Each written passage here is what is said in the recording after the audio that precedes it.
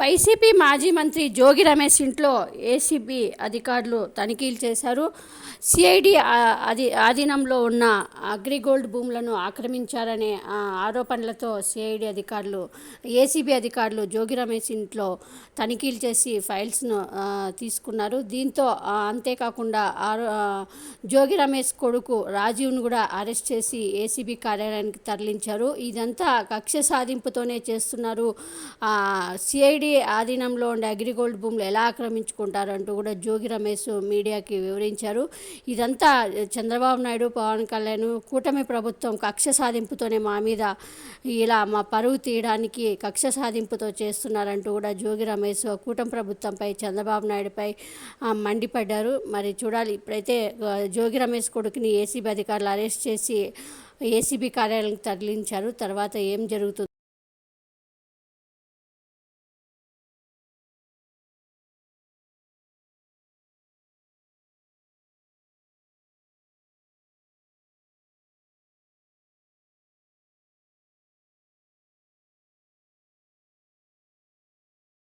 పైన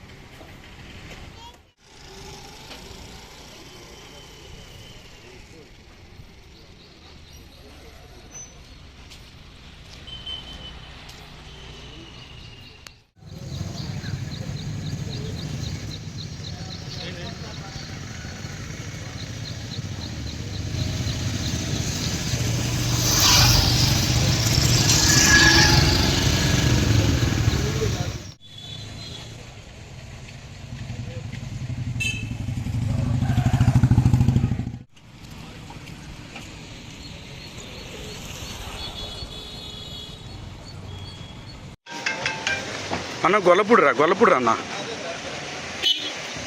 గొల్లపూడి మనం కట్ అవుతాం కదా అక్కడ మధ్యలో. నీకు లొకేషన్ పెడతాను చూడు.